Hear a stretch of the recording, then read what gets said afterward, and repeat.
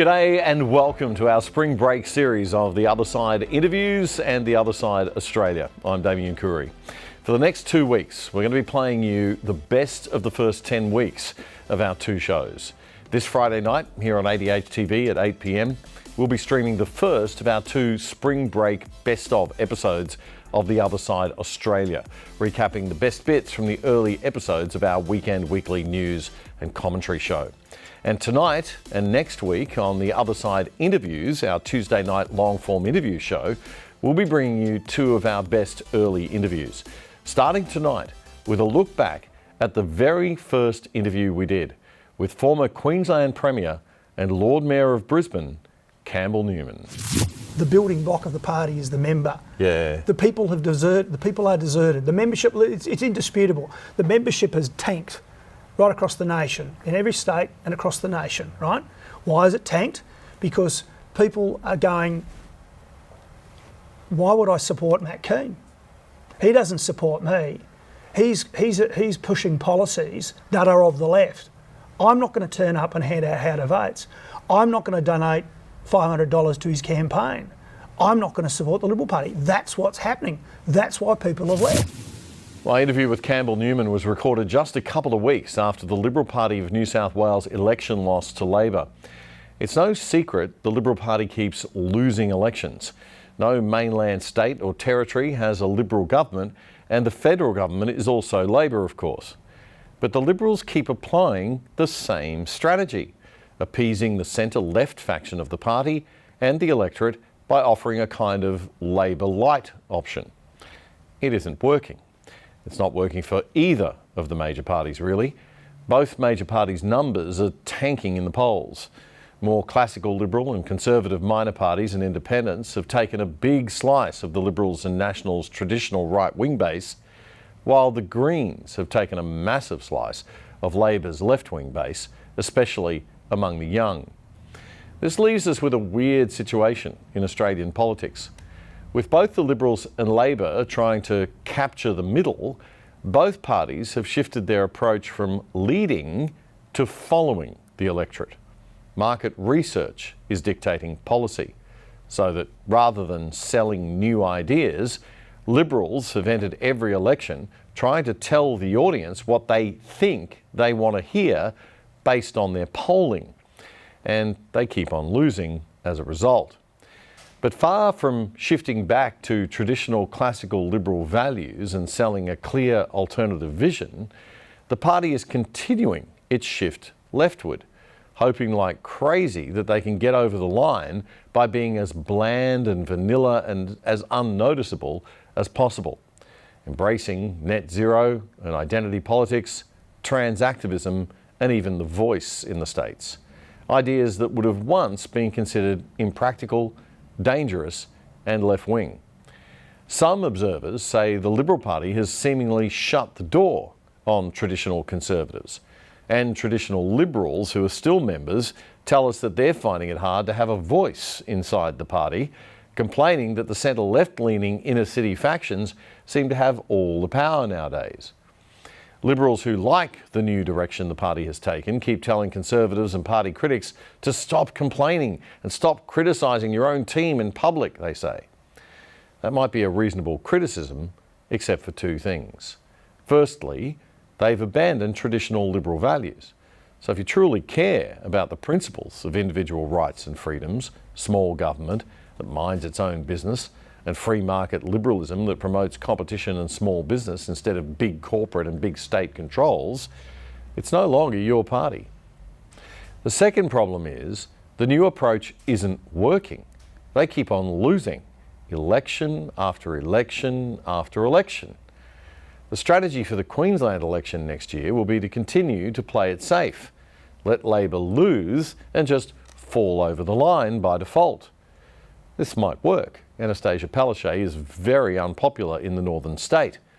But then again, it may very well not work, especially if Labor finds itself a fresh, new, energetic leader. So what should the Liberal Party do to revive itself? Someone who grew up in the party, from Tasmania to Canberra and then Queensland, is Campbell Newman, and he has some ideas. Here's our interview. There's not too many Australians who've ever been both a Lord Mayor of a capital city and then gone on to be the state's Premier. But what's also interesting about Mr Newman is that he was the son of not one, but two federal Liberal Party ministers. You don't get more Liberal than that. Campbell, thanks for joining us. Great to be with you. As far as you know, are you the only person to have been a Lord Mayor and then a Premier? Well, certainly in Queensland, Yep. That's the case. I mean, William Jolly, who was the first Lord Mayor of Greater Brisbane, went on to be a federal MP, I think, for Brisbane or one of the inner city seats. Your parents also were both ministers. Your father in the Fraser government yep. and then your mother in the Howard government. Yeah. Tell me a little bit about what it was like growing up in an environment where it was very much a Liberal Party. Well, it's even more interesting than that, because the story goes that in 1972 I had what I'd call my first political experience, where at the age of 9 I went into the polling booth at that critical federal election when Gough Whitlam was elected to be the Prime Minister, and indeed we were in his actual electorate. Wow. Okay. So I went in to the polling booth with my dad and saw him vote for Gough. No. Okay, true story. And I'm pretty sure Mum did as well. Right. But you see, what happened was by 1974, they believed that Whitlam was a terrible mistake. So they would have been, middle class swing voters who'd voted Labor, had probably typically been voting for the Menses, etc. during that period, and the Libs, but they were essentially radicalised, if I can call it that, by the Whitlam government. They were so unnerved by the excesses of that government, which the Labor Party have spent a lot of time over the next 50 years trying to tell us all how wonderful they were. That's how bad the Whitlam government really were at the end of the day. And by 74, Dad decided to put his hand up to be a Liberal candidate. And the rest is history. He went on to become a federal member, coming from his position as the MP for Bass in northern Tasmania. And Mum then went on from 86 as a senator for Tasmania. Right. Was then a minister in the Howard government. Indeed, was the most senior female in the government. So you did, yes, that's an important point. Yeah. There hadn't been a senior female She was the minister. federal minister for families and community services. Yeah. So another identity politics breakthrough happening actually on the centre-right side of politics, not the left. Absolutely. So she had a very, very senior role there, yeah. Yeah. Okay, so you kind of grew up in a Liberal environment, but it wasn't that classical sort of Australian upper-class Liberal. It was a pretty middle-class Liberal, the true Liberal. I'm sure we'll talk about this more during this interview, but I mean, the real people that the Liberal Party were meant to be representing were the middle class. And I think I came from a very middle class family, a family that originally was blue collar very much. And I'm fascinated by family tree research. I've done all the work on the tree on top of what my mum did, and I can tell you now the original Newman was the cook on a Dutch ship. He was a German who was on a Dutch ship who came into Sydney in 1854. Wow.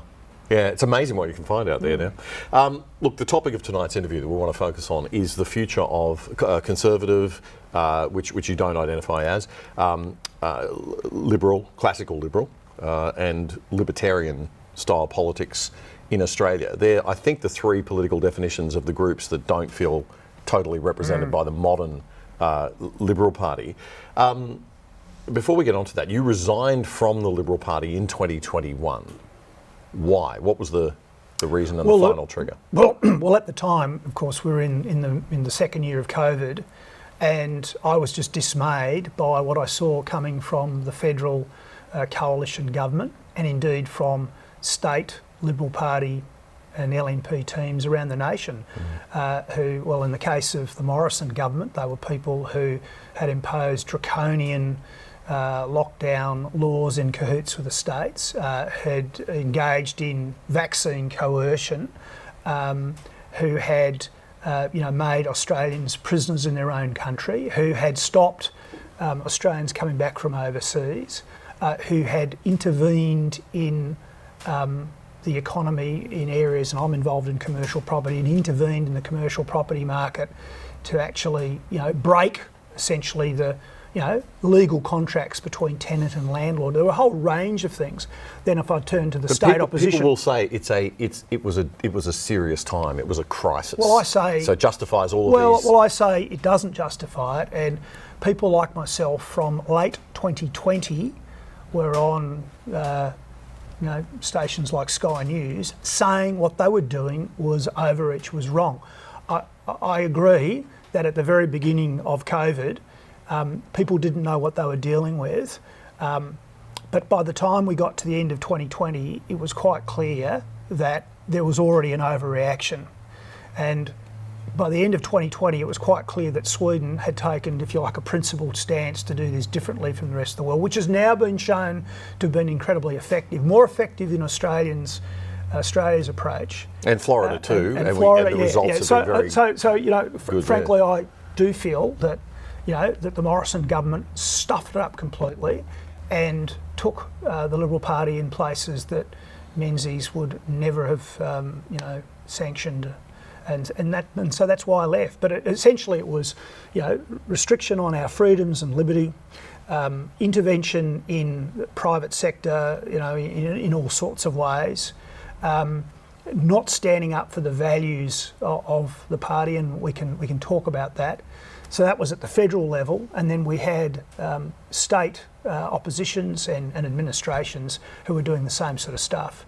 What about those terrible scenes in Victoria where the police, time and time again, were involved in overreach? Well, military-style trucks. Quite violent overreach. Never saw that in Queensland under Joe. Well, we never saw exactly. No. Well, but we saw Morrison as a cheerleader for that. We saw Greg Hunt and Morrison do a deal with a pharmaceutical company without proper scrutiny, and that pharmaceutical company at the time. And this, I'm talking about Pfizer, of course, and it's a matter of the public record, had been hit with the largest corporate fine by the US regulators in US history, and yet we just trusted them, did a deal with them. And look, that was just too much to handle. So not many people, a lot of people like me were saying things around, this show, we were saying stuff around 2020, and I know you were on Sky News and other people all over the place were talking about this.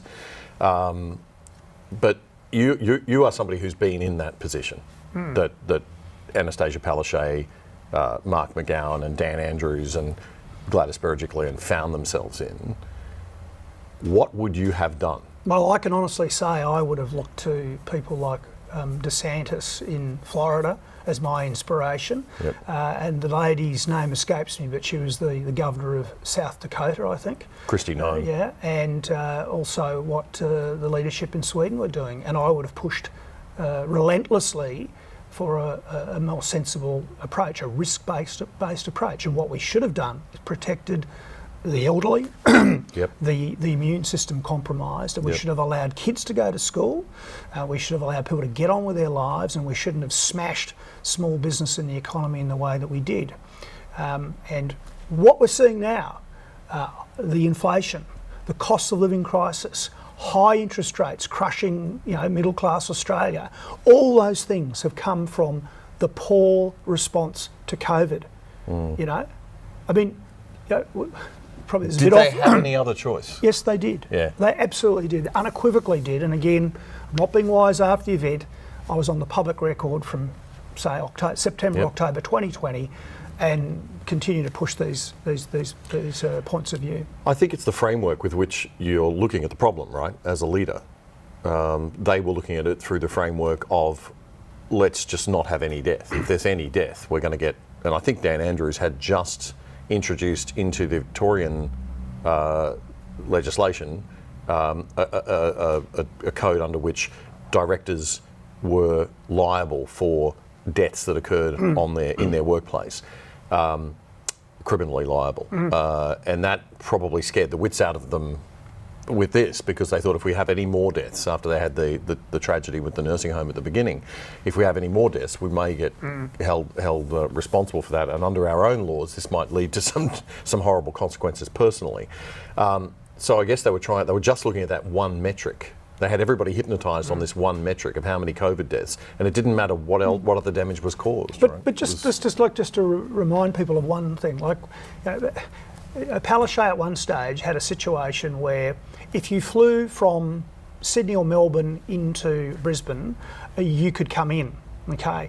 But if you were trying to drive in, so you're a person of limited means, you couldn't get in across the border. And there were sort of Queenslanders camped at Murwillumbah. Oh, I'll never forget that. Yeah, who could not come back to their homes, could not come back to their families, could not come back to look after their pets or their loved ones. I mean, you know. And the most ridiculous thing. And this was just waved through by the mainstream media, waved through by Scott Morrison, waved through by the state LNP opposition. As you can tell, I'm really angry about this still, and they should never have got away with this. And to bring it back on topic, that's what I was talking about, right? It's the perspective with which you're making these decisions. You're making these decisions from the perspective of, well, we just don't want anyone to die, so we'll do anything. What about Queensland? And what about Queensland hospitals are for Queenslanders? Yeah. What a perverse what a statement. Sick thing to say. Yeah. And so the perspective they should have been looking at it through, perhaps, or that a traditional Liberal Party government would have looked through would be, well, first of all, we've got to preserve liberty to the maximum, right? So anything that we do, we've got to do it. We've got to understand that the role of government needs to be kept to the bare minimum. So there might be some necessary evils. So therefore, you protect the people who should have been protected. Yes. You make vaccines available, but they're offered free of coercion. There are so many things we could talk about in terms of the way they could have done it and should have done it. So you decided to leave in 2021 because you saw this complete abdication, if you like, of leadership responsibility and of liberal values, traditional classical liberal values. Absolutely. That was what concerned you. That's what concerned me. I mean, given your background, that must have been an incredibly difficult decision. It was a really difficult decision. I was involved in a lot of soul searching about that, and I came in for a fair bit of criticism and flack over it as well. But there must have been people livid at you from within absolutely. the Liberal Party. And sadly, those people don't really get it, and they don't seem to understand why there is a crisis in the Liberal Party and the LNP now, and we can talk about that. I mean, that's the thing. Frankly, they need to actually wake up and look at what has gone on and why they have had a drain in members, why other people, people who don't have my profile have quietly left as well. And until such time as they do that, they'll keep losing elections. Okay. Well, one of the criticisms levelled at you, and they've lost 8 elections in a row now, but one of the questions levelled at you, or criticisms levelled at you by the people in the party was, this is a traitor thing to do, that you were doing it for your own career, your own self-promotion, which you didn't need at that time, right? I mean, you already had a successful political career, you'd moved on to a successful business career. Well, to be frank, I needed to be involved in politics again, like a hole in the head. I've got a great life these days, and I run a successful business with some great business partners. They didn't want me to be involved in politics again, by the way. That's also a line, though, that we hear from politicians too. I don't want to do this, but they really do. I didn't want to. There was a bit of a drive there, though. There is a bit of a drive in you, isn't there? There's politics in your blood. Like you can't look at the incompetence. I can't look at incompetence. I can't. Like today, the debate totally, in terms of the federal government's finances, seems to be about increasing taxes. Nobody is relentlessly pushing the point that every time you increase taxes, politicians and bureaucrats spend that and then 5 years later come back and say, well, we can't balance the budget anymore, we're going to debt, we need more money. And Allegra Spender, one of the Teals, has run a forum recently where they all get together. What do? They all got together and said, how can we fill the big black void in the budget? Oh, let's increase taxes everywhere. I mean, we're a very highly taxed country. So, now the that's why I would like to be involved in politics if magically I was there. Yeah. That's what I'd be sort of doing. I would be there advocating for people who have to pay these taxes, who frankly are being milked these days. It's gone beyond a reasonable level of a burden. It's getting to the point now where it's stifling individual effort. and it's bad for our economy overall. You get to a point, and we've got to that point now where we're so rapacious in the tax take that we are going to destroy our economy. We're going to destroy people. Why be involved in business? Why try and do these things? Why try and save for one's retirement with a self-managed super fund if the politicians and bureaucrats are going to keep raiding that thing? It's the signals it sends. This is what people don't realise. Well, it's got to a point of it's outright theft. You know, taxation is a social compact. It's I accept that I should pay some money over here to help the less well-off in the community, to defend the nation, to make build sure infrastructure. To build infrastructure, fine. But when it gets to a otherwise. point where I see waste and inefficiency, rorts, and people not caring about how the dollars are being spent, and that's where we are, then at that point people go, look, hang on, I've had a gutful of this. And that's when bad things happen in terms of it doesn't. But it doesn't. Here we are in 2023, and it doesn't seem like Australia's accepting of that idea or that notion. Well, the majority, there's a percentage of us. That's very easy to answer. It's because when was the last time that you heard a Liberal Party or an LNP leader saying they're for small business? Therefore, they say it, but no, they don't. They don't. They don't. They don't even say it anymore. I don't think they give a staff about small business these days. You know, once upon a time, you heard people like Malcolm Fraser talking about private enterprise and small business and keeping taxes low and regulation to a minimum and letting people get on and employ and grow and get the rewards for their effort. That's what the Liberal Party leadership should be talking about right now, because the real target market for the Liberal Party has been, since 1942, the middle class and private enterprise, small and medium-sized enterprises. I mean, I've got the words of Menses right here, and we could have a look at that. Yeah, well, I mean, it's the culture war to a certain extent, isn't it? I mean, the country has shifted. That's what the Liberal Party people would say. We have to respond to the country. No. The country's moved left. Okay. I mean, we're having this conversation, Campbell, and most people are going to be looking at this station and this program saying, oh, there's the bunch of right-wing nutters, you know, sitting around here. We're having a classical liberal. We're talking about old-fashioned classical liberalism, not social conservative. Well, what I just said, what I was just advocating as a key building block of a rebuild for the Liberal Party is not right-wing. It's just sensible centre stuff. Yeah, but it's not seen that way now. Well, no, anymore, it's because the Liberal right? Party political leadership run, you know, they run and go and hide under the doona when the Labor Party or the Greens actually label them and throw things at them, or the left-wing media do, you know, such as move to the right and all that sort of stuff. It is not a move to the right to say taxes should be low. It's not a move to the right to say that people should be encouraged to set up their own business, to employ people, to actually make profits, and actually be able to keep those profits or a large share of those profits. And that's about incentive, because that's how we do grow the economy and employ people. That's not right-wing crazy stuff. That's very sensible stuff. They talk about Mensian values. I mean, you hear, because Robert Menzies was the founder of the Liberal Party in a sense, and there is this view that, you know, he had this core set of values. What are the Mensian values? Well, why don't we start from a bit of a quote? Now, this is a book that you know, was put out by the Liberal Party about 20 years ago. It's called The Forgotten People, which is interesting. And it refers. It's a publication which covers a whole lot of speeches Menzies gave on radio. They're radio addresses back in the 40s when he was in opposition. So Labor Party had government, and he gave these speeches, and this is one from 22nd of May 1942, and so it's 81 years ago almost, right? Wow. Okay. And I'm just gonna this is what he says, where he's defining who the Liberal Party should be representing, and he says.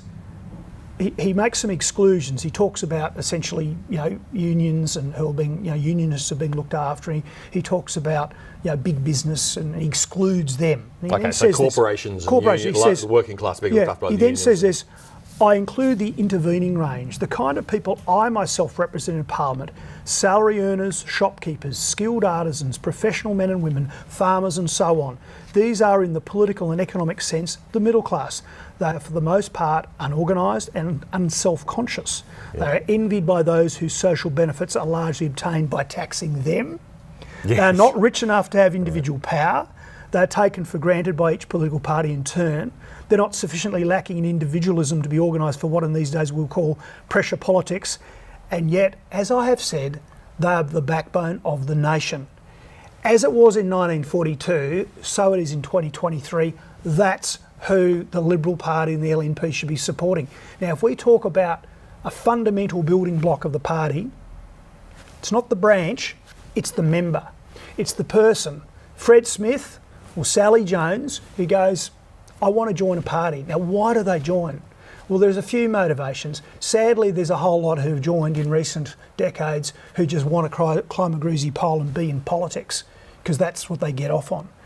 But there's a whole lot of other people who in the past have joined because they wanted to be close to the politicians so they could influence things. They wanted also to be able to select the politicians, and they also wanted to be able to drive policy.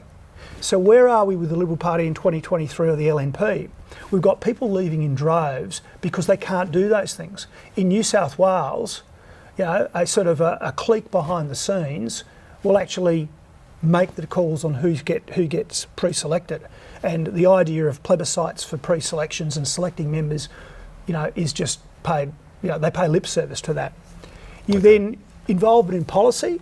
Well, I know about, frankly, some of the arrogance of my ministers when I was in office who didn't want to listen to the LNP party policy forums. They didn't, even though I try to insist that they actually engage with those forums, I've had plenty of feedback in the years since that my ministers weren't doing that.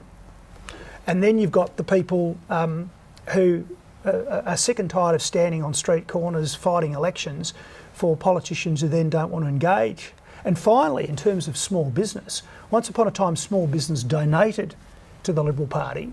And why would they do that now when I'm in small business? I run a fairly large fund, but it's interesting. We manage a lot of money, but we're a small enterprise.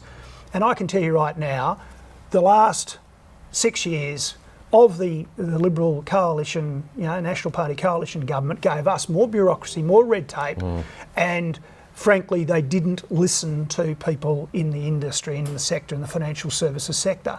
So I say, if you're going to rebuild the Liberal Party, start by being true to these values that Menzies talked about, and actually be true to encouraging people to be a member of the party where they'll be listened to, they'll be engaged, they'll have a say, the politicians will be prepared to listen to what they're saying.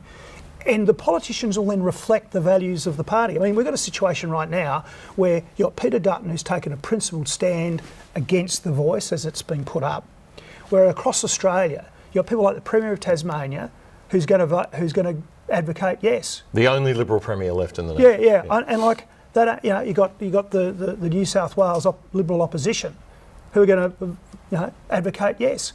Well, I can tell you now, the people who used to be members of the Liberal Party and the LNP would be very cranky about that. Those that are left, I don't know. But I can tell you now, my all in Queensland is that the LNP rank and file would be totally with Peter Dutton on this. And yet David Christoforley, as of today, has not been able to make a call on the whole thing. What? So they're not listening to their own rank and file. Why would people be a member of the party? This forgotten people group, they don't have the political power, as Menzies said. They're too busy running their businesses, I suppose. That middle class, how are they as big as they were in 2022? Is it too small? Is this why the Liberal Party is no longer representing them, because they can't get the number? They don't have the numbers? Oh, I think it's a huge group. The quiet Australians? Is there an overlap? Is that the same phenomenon as the forgotten people? Well, Damian, I think one of the biggest, most profound changes, since he said that, has been the idea of a multicultural Australia, or the change in demographics. So that is a big change. There was stuff in the backwash from the recent by-election in Melbourne suggesting that the Liberal Party had lost the Chinese community. Well, just think about the Chinese. My take on the Chinese that have come to live in this country is that they're highly entrepreneurial. Yes. They have very firm family values and respect for elders. They love business generally. And the idea that they'd support the Labor Party should have people going, well, why would that be? Now, it might have been because of the stuff that went on with the Morrison government versus the PRC Communist Party.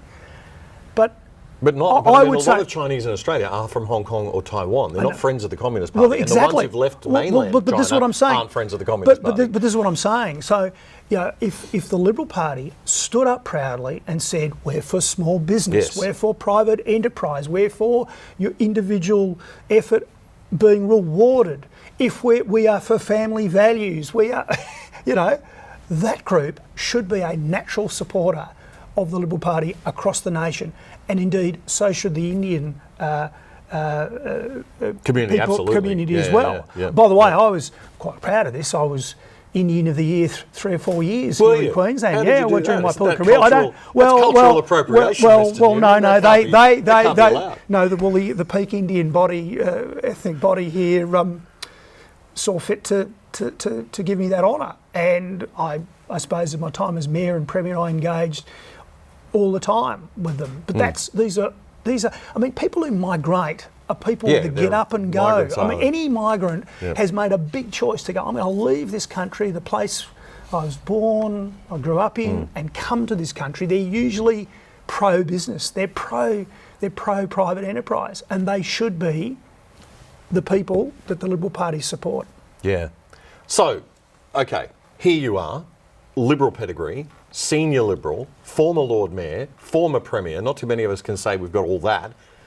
And the Liberal Party don't listen. Who's running this party? Well, how come I'm hearing this story, what you're saying, from so many people out there? Well, we've got careerists who don't talk about this stuff, who are intent on focus groups and polling, who don't understand that, yes, polling is important. Yes, listening to the people, the community is really important. But there are many ways to sway opinion, and there are many ways to engage with people. And, to stand up and say, this is why you should vote for us because of this particular issue or this stance or these values, is actually something they're not doing.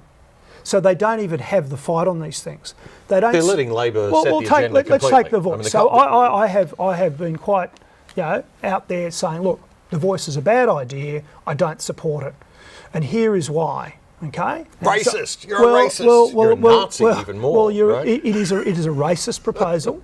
It is fundamentally it is a racist proposal, and we should hear every member of the Liberal Party in the country saying that. It is a racist proposal. It is saying here is one group who will forevermore have a separate way of doing business in this country, and that is dead wrong. I was always happy to see the sort of the historical ownership, if you like, of in terms of native title recognised in the Constitution. I was happy to do that. I'm on the record of saying that years ago.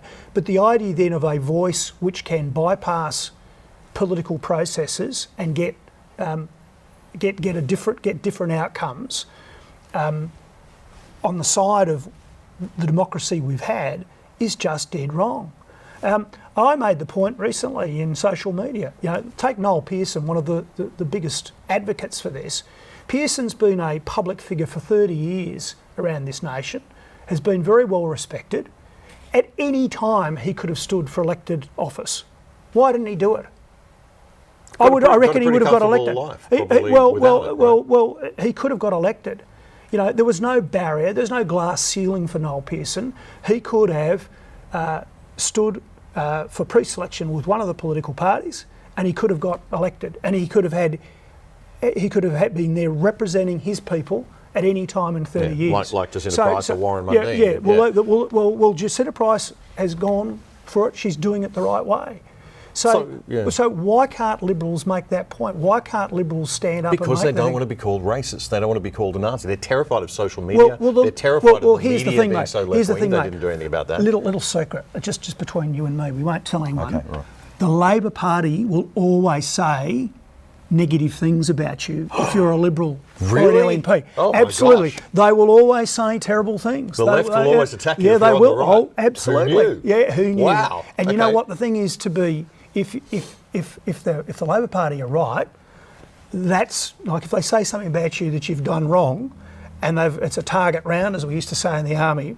Well, then maybe you then correct your behaviour or your policy. Yeah. But if it's just the Labor Party trying to frame you, position Oh, you, well, that's- and then you have to push back. You Yeah. have to find clever You gotta ways. fight.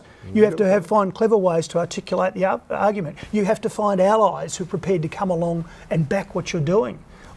Tell people why you're making, you're taking a particular stance. I mean, Australians are reasonable people. Take if you the stage. explain, this is a constitutional change. Take the stage 3 tax cuts. Okay. The language the left use, the language that the left-wing hanger-oners use, the think tanks, etc., is that by getting rid of the stage 3 tax cuts, they are savings. They're savings. They're not savings. That's simply taking away incentive and the effort of hard-working Australians. Many of them are traditional sort of Labor voters. There are many people in the high-vis gear who are commuting to the coal mines and the iron ore mines who are people who will benefit from the stage 3 tax cuts. They're not millionaires. No. They're not silver tails, and yet they're now being hit with tax where they lose 50 cents in every dollar is being ripped out of their pay packets.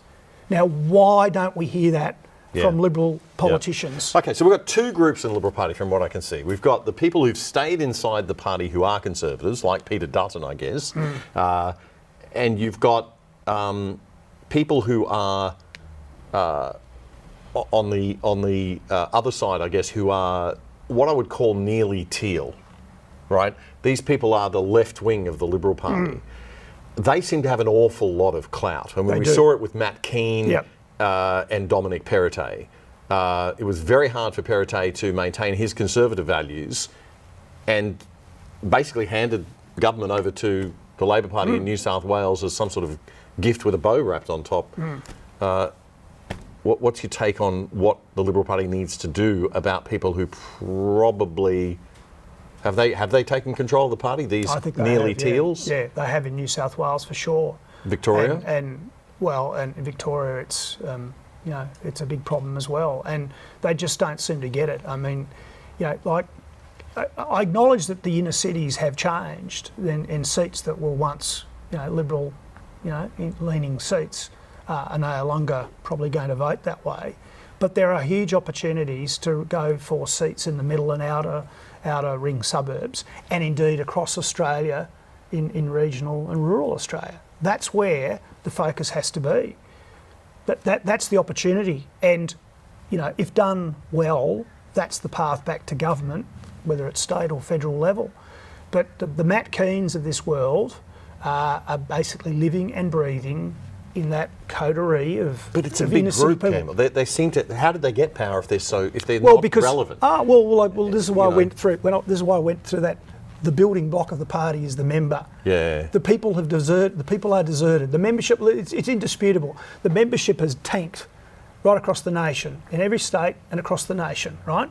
Why is it tanked? Because people are going. Why would I support Matt Keane?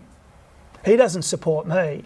He's pushing policies that are of the left. I'm not going to turn up and hand out how-to votes. I'm not going to donate $500 to his campaign. I'm not going to support the Liberal Party. That's what's happening. That's why people have left. The path back out of the hole is to actually go, who do we really need to be representing? And I go back to those words from 80 years ago. It's all there, and it's quite simple. And it's not lurching to the right. It's doing your job the way the founder of the party articulated so carefully and precisely back in 1942. So you think that there's hope?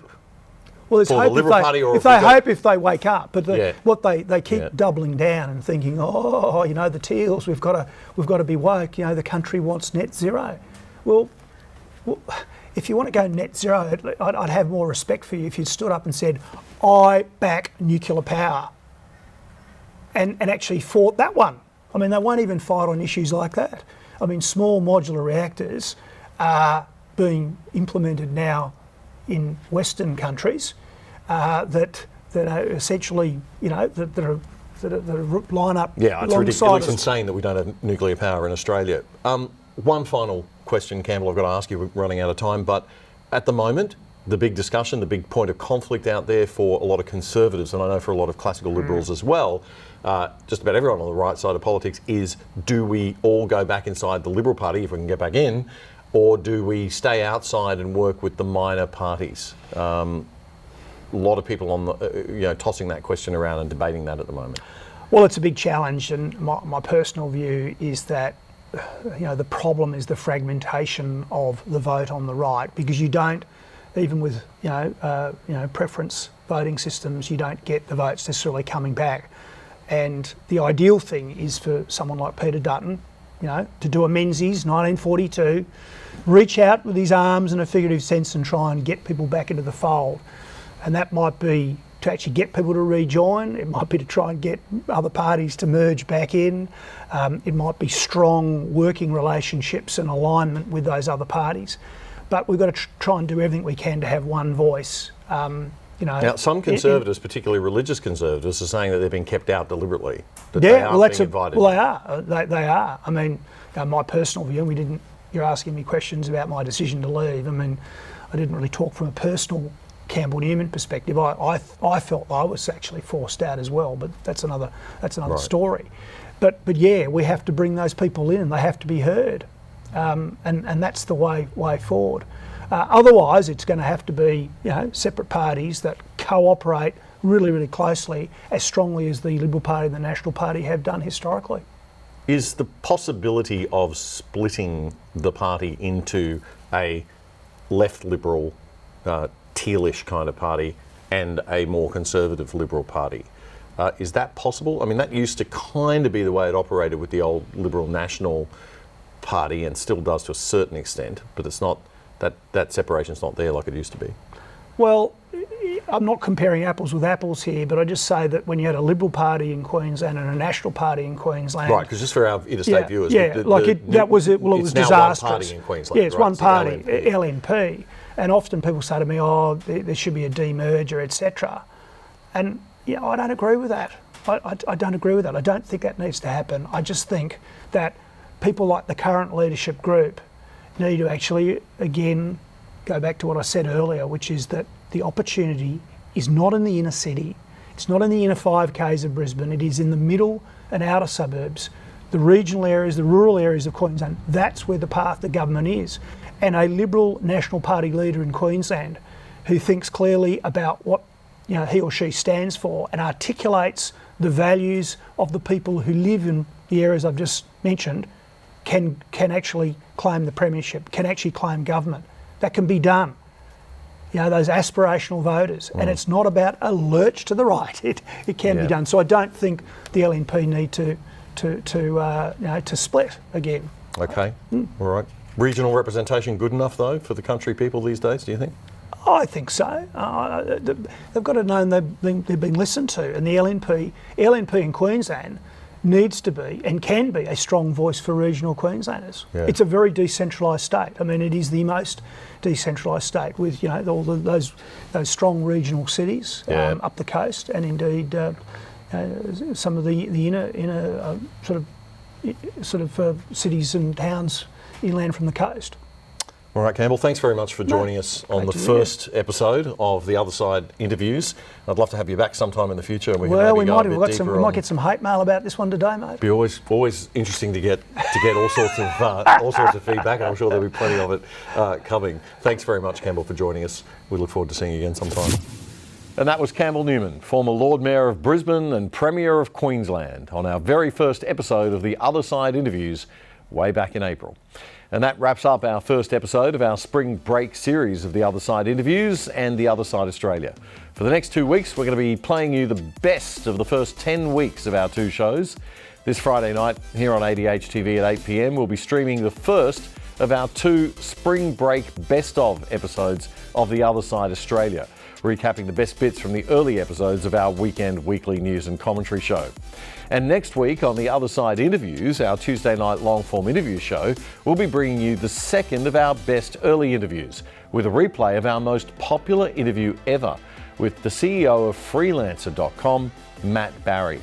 Matt's views on where our country is heading garnered hundreds of thousands of views, our biggest audience ever for The Other Side.